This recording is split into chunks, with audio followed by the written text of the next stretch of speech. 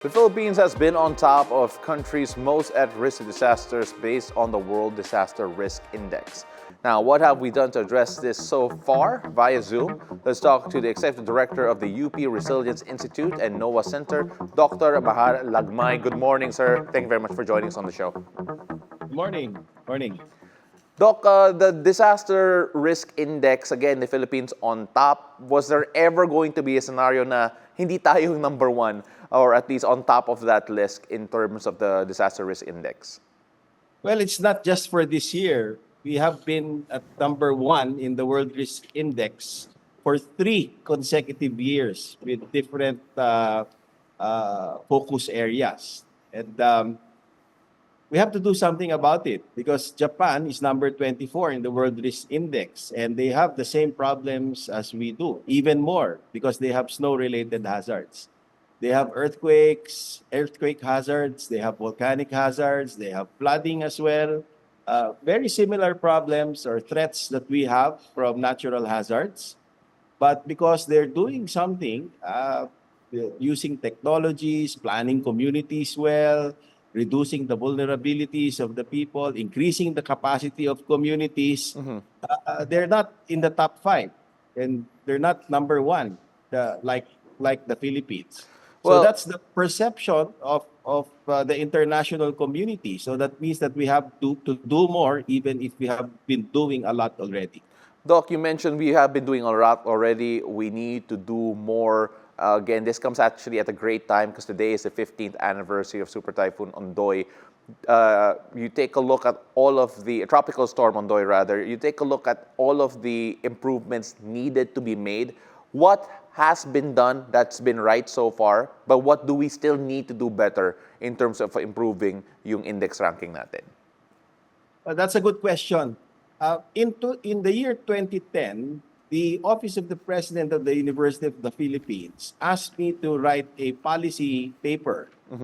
And it's about learning from the disasters that we experienced roughly during that time. We had the 2006 Ginsaogon, we had the Ondoy flooding in Metro Manila. We had also other events which were quite severe. For Ondoy, I listed some of the action points, the things that we needed to do.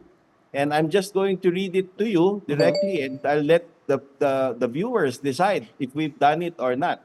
So this is a document from 2010. Number one, I said that, or we said that strict implementation of Article 51 of the Water Code of the Philippines for the easement near rivers. Number two, known flood-prone areas such as the Marikina Valley should have strict guidelines pertaining to urban development in floodplains, as alluded to in Article 53 of the Water Code of the Philippines.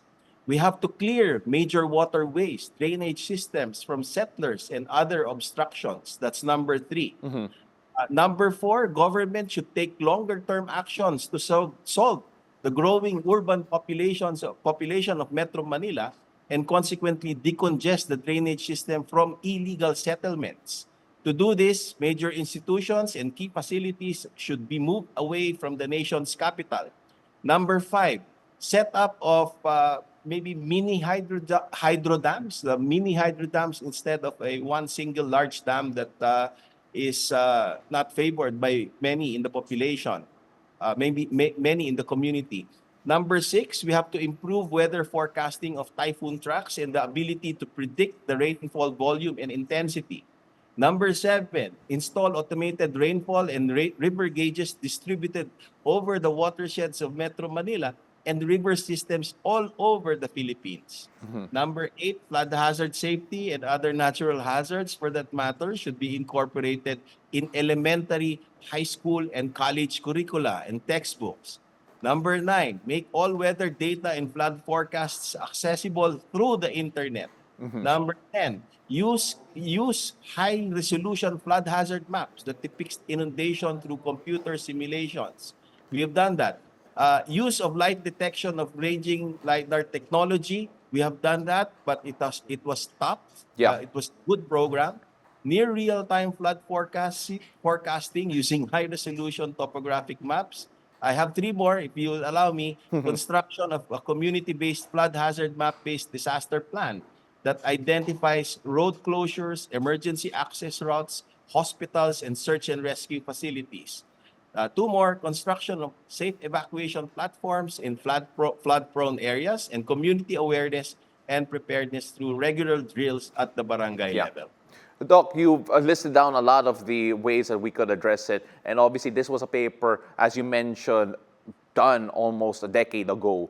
You take a look at the updates necessary. Do you still feel that this list needs to be updated with regards to the changing climate and, of course, the increased amounts of really adverse weather effects the country has been experiencing as of late?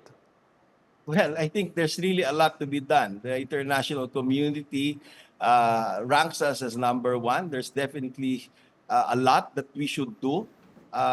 Even if the international community does not look at us that way, even if we feel that we are doing a lot, there's always something more that we can do.